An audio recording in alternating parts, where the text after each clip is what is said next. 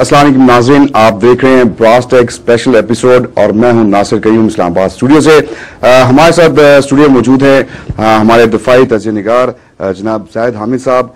उनसे हम बात करेंगे जो गुज़श्ता रोज़ अटैक हुआ। ज़ाहिद साहब, जैसे आपको भी मालूम है, जो गुज़श्ता रोज़ अटैक किया गया दहशतगर्दों की जानिब से हमारे मिलिट्री हेडक्वार्टर पे, GHQ पे, उस वाले से बात करेंगे। लेकिन उससे पहले मैं कौम को मुबारकबाद पेश करना चाहता हूँ कि जिस तरह हमारी मिलिट्री ने जो हॉस्टेज सिचुएशन थी और जिस तरह ये दहशतगर्दों ने कार्रवाई की, उसके बाद इस पूरी सिचुएशन को जिस तरह टैकल किया, सीम्स लाइक अ मिरेकल, उस हवाले से हम बात करेंगे। बहुत बहुत शुक्रिया ज़ाहिद हामिद साहब हमारे साथ स्टूडियो में आप इस वक्त तशरीफ रखते हैं।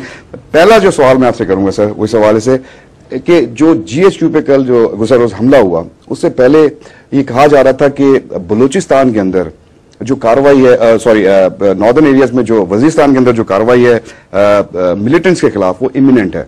क्या आप समझते हैं कि जो ये कल का जो वाकया पेश हुआ, जो कल जो इतना बड़ा एक हादसा पेश हुआ और जिस तरह दहशतगर्द ने कार्रवाई की, उसके बाद क्या आप समझते हैं कि ये कार्रवाई अब मुमकिन होगी या इसमें कोई डिले आएगा, या आप समझते हैं कि शायद ये जल्दी हो जाए, उससे भी जिस तरह पहले सोचा जा रहा था, एंटिसिपेट किया जा रहा था? Your thoughts sir.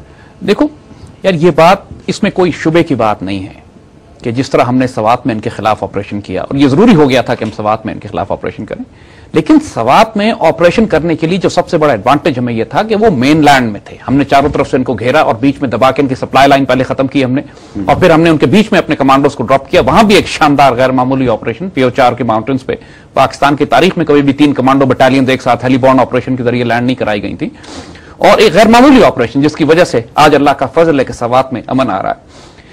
हमें इसी किस्म का एक ऑपरेशन साउथ वजीरिस्तान में करना है। हमने नॉर्दर्न 5 एजेंसीज जो हैं, बाजोड़ हैं, मोमंद है, औरगज़ई है, खैबर है और पाराचनार है, उनमें भी खासे बड़े बड़े ऑपरेशंस करके तकरीबन उनको सबड्यू कर लिया है। वहां छोटी छोटी प्रॉब्लम्स अब रह गई, मगर जो नॉर्थ वजीरिस्तान में जो हमने पहले यहां पर मुआहदे करने के बाद एक स्ट्रैटेजी बिल्ड की थी कि जो ट्राइब्स पाकिस्तान के खिलाफ इतने हॉस्टाइल नहीं थे, मौलवी गुल बहादुर वगैरह के साथ हमने मुआहदे किए थे, और साउथ वजीरिस्तान में बैतुल्लाह महसूद का ग्रुप था। अब हमारे पास नॉर्थ और साउथ में ये 2 दहशतगर्द ग्रुप मौजूद हैं। नॉर्थ वजीरिस्तान में गुल बहादुर का ग्रुप मौजूद है, जिसने पाकिस्तान आर्मी के कॉन्वॉय पे पिछले दिनों हमला करके कई ऑफिसर्स हमारे जवानों को शहीद किया था, और तहरीक तालिबान पाकिस्तान, उनकी जो साउथ वजीरिस्तान ब्रांच है महसूद ट्राइब्स के अंदर कुछ एलिमेंट जो महसूद के वो हैं। यहां पे प्रॉब्लम क्या है हमारे पास, हम क्यों इतने अरसे से हम अंदर नहीं जा रहे हैं? ये नहीं है कि हम जाना नहीं चाहते या जा सकते नहीं हैं। The reason is very clear कि इनकी सप्लाई लाइन अफगानिस्तान से खुली हुई है, और हमारी गवर्नमेंट को एक स्ट्रांग फॉरेन पॉलिसी यहां अडॉप्ट करनी है। देखिए, मिलिट्री ऑपरेशन सपोर्टिव होते हैं डिप्लोमेटिक और पॉलिटिकल प्रोसेसेस के। आप आइसोलेशन में कोई फौजी ऑपरेशन नहीं कर सकते कि डिप्लोमेटिक क्राइसिस खड़ा कर दें या कोई सियासी क्राइसिस खड़ा कर दें। एंड इस वक्त हो यह रहा है कि जब अमेरिकन ड्रोन्स पाकिस्तान में आकर हमला करते हैं, जब ओबामा ने FPAC डॉक्ट्रिन दी है, वो ये कहा कि पाकिस्तान और अफगानिस्तान को हम एक थिएटर ऑफ ऑपरेशन कंसीडर करेंगे, तो यही डॉक्ट्रिन हम क्यों नहीं अप्लाई करते हैं कि पाकिस्तान और अफगानिस्तान एक कॉमन थिएटर ऑफ ऑपरेशन है? क्योंकि अफगानिस्तान ही से सारा फसाद पाकिस्तान में आ रहा है। ये जो GHQ का जो ऑपरेशन हुआ है, इसके अंदर जो लड़के ट्रेन हुए हैं, जो वेपन्स आए हैं, जो एक्सप्लोसिव्स उनके पास आए हैं, जो पैसा इनके पास आया है, वो पाकिस्तान से नहीं गया, वहां अफगानिस्तान से यहां आया। बलूचिस्तान में जो मज़ाहमत है बलूचिस्तान लिबरेशन आर्मी और रिपब्लिकन आर्मी की, उसको तमाम असलहा अफगानिस्तान से आ रहा है। तहरीक तालिबान तमाम कुछ अफगानिस्तान से अंदर लेकर आ रही है, और इंडियन आर्मी की कोर ऑफ इंजीनियर्स की बटालियंस हैं जो पख्तिका और गर्देज के इलाकों में पीछे, जो कि साउथ वजीरिस्तान की बैक पे अफगानिस्तान के इलाके बनते हैं, फॉर रोड कंस्ट्रक्शन के नाम पर ये वहां पे उन्होंने अपने बेसिस बनाए हुए हैं, जहां से इनकी एक्सप्लोसिव्स की ट्रेनिंग, इक्विपमेंट, मेडिकल सप्लाईज, असलहा, गोला बारूद, पैसा सब उनकी तरफ से आता है। आपको याद होगा 2 महीने पहले तालिबान ने हमला भी किया था, अफगान तालिबान की हम बात कर रहे हैं, जिन्होंने मुल्ला उमर का ग्रुप, जिन्होंने हमला किया था इंडियन कंस्ट्रक्शन कंपनी पे, विच were basically there core of engineers, और उनको मारा भी था। सो अब साउथ वजीरिस्तान में हमने जाना तो है, लेकिन द प्रॉब्लम इज कि हमें बिट्रेल का सामना है, गद्दारियों का सामना है। अमेरिकन हमें बिट्रे कर रहे हैं, पाकिस्तान की हुकूमत कमजोर है कि हम अफगानिस्तान ये एनवायरमेंट बिल्ड नहीं कर रहे कि अगर पाकिस्तान अफगानिस्तान में जाके उनके बेसिस को हिट करता है तो फिर हमारे लिए डिप्लोमेटिक क्राइसिस खड़ा करने की ये बात हो जाती है। तो द पॉइंट इज, इस बात को हमें कैटेगोरिकली डिफाइन करना है। दूसरी बात ये कि अमेरिकन की नजर में जब दुश्मन جس کو وہ enemy کہتے ہیں, جس کو وہ hostile forces کہتے ہیں, ان کی نظر میں پریکٹیکلی ہر مسلمان گروپ ان کی نظر میں دہشت گرد اور دشمن ہے.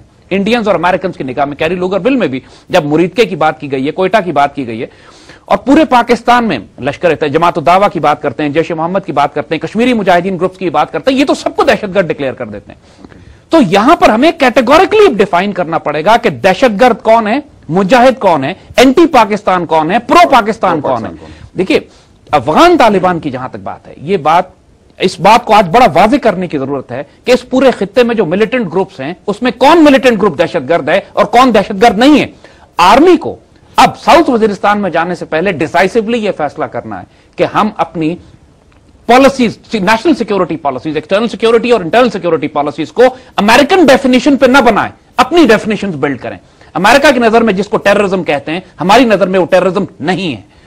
امریکنز ملا عمر کو, گلبدین حکمت یار کو اور جلال الدین حقانی کو دہشت گرد کہتے ہیں. ہم ان کو دہشت گرد نہیں کہتے. اگر پاکستان کی گورنمنٹ اون نہیں کر رہی اس بات کو, پاکستان آرمی اس بات کو اوپنلی اس لیے نہیں کہتی کہ ڈپلومیٹک کرائسس کھڑا ہو جائے گا, لیکن Pakistan can not accept the definition کہ جو انڈینز اور امریکنز ہمیں دے رہے ہیں. افغانستان کے مجاہدین, وہ 6 تنظیمیں جو جہاد کر رہی تھی سوویٹس کے خلاف, خود امریکہ اور پریزیڈنٹ ریگن نے ان کو کہا تھا کہ they are like the founding fathers of America. ان کا اتنا بڑا اسٹیچر, پوری دنیا میں ان کا اتنا مقام تھا. اگر وہ سوویت یونین کے خلاف ان کی ریزسٹنس جائز تھی, تو آج امریکن اور نیٹو کے خلاف افغان مجاہدین کی ریزسٹنس ناجائز کیسے ہو سکتی ہے؟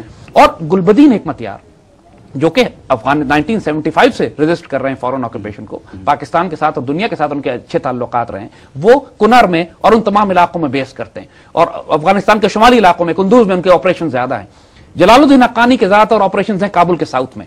ملا عمر کے آپریشنز جو ہیں قندھار کے ایریا سے, ہلمند سے شروع ہوتے ہیں اور پریکٹیکلی یہ ہرات اور ان تمام ریجنز میں یہ جا رہے ہیں. یہ سارے طالبان نہیں ہیں. گلبدین حکمت یار تو طالبان نہیں ہے, جلال الدین حقانی بھی طالبان نہیں ہے, ملا عمر کا گروپ طالبان ہے.